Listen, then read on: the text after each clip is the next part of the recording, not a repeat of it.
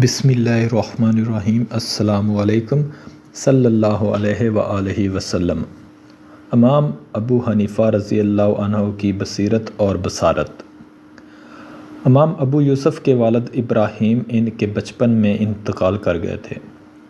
والدہ نے حالات کی وجہ سے ان کو ایک دھوبی کے پاس کام پر لگا دیا، لیکن انہیں پڑھنے کا بے پناہ شوق تھا۔ یہ جا کر امام ابو حنیفہ کے درس میں بیٹھنے لگے۔ والدہ کو علم ہوا تو انہوں نے منع کیا، اس وجہ سے وہ کئی روز درس میں نہ جا سکے۔ کئی دن بعد درس میں شرکت کی تو امام صاحب نے غیر حاضری کی وجہ پوچھی تو انہوں نے سارا ماجرا بیان کر دیا۔ امام صاحب نے ان کو 100 درہم دیے اور کہا کہ ختم ہو جائیں تو اور لے لینا، لیکن درس میں آنا نہ چھوڑنا۔ امام ابو یوسف کہتے ہیں، یہ سلسلہ چلتا رہا۔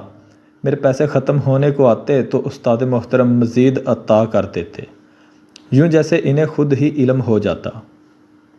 لیکن اس سب کے باوجود ابو یوسف کی والدہ کی فکر مندی نہ گئی۔ ایک دن وہ امام ابو حنیفہ کے پاس آئیں اور کہا، میرا بچہ یتیم ہے، میں اس کی طرف سے فکر مند رہتی ہوں، چاہتی ہوں کہ اس کے پاس کوئی ہنر ہو۔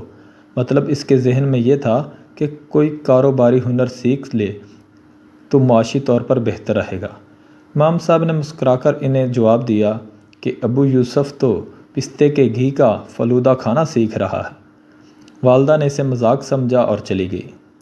لیکن امام ابو یوسف خود فرماتے ہیں کہ اللہ تعالیٰ نے مجھے اس علم کی بدولت وہ قدر و منزلت عطا فرمائی کہ میں قاضی کے منصب پر فائز ہوا، اور اسی دوران خلیفہ وقت ہارون رشید کے ساتھ ان کے دسترخوان پر کھانا کھانے کا اتفاق ہوتا تھا۔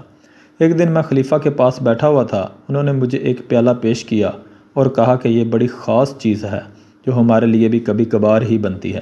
میں نے پوچھا، امیر المومنین یہ ہے کیا؟ کہنے لگے، یہ پستے کے گھی سے بنا ہوا فلودہ ہے۔ بس یہ سننا تھا کہ ابو یوسف کہتے ہیں، میں ہنس پڑا۔ خلیفہ نے ہنسنے کی وجہ پوچھی تو میں نے ان کو سارا قصہ سنا دیا۔ وہ بھی حیرت زدہ رہ گیا اور کہنے لگا، اللہ تعالیٰ امام ابو حنیفہ رحمۃ اللہ علیہ پر رحم فرمائے، وہ اپنی بصیرت کی آنکھ سے وہ کچھ بھی دیکھ لیتے تھے جو بندہ کھلی آنکھ سے بھی نہیں دیکھ پاتا۔ یہ ہے جی اللہ والوں کی کرامات۔ اللہ تعالیٰ ہمیں بھی نیک لوگوں کے نقش قدم پر چلنے کی توفیق عطا فرمائے۔ آمین ثم آمین۔ اللہ حافظ۔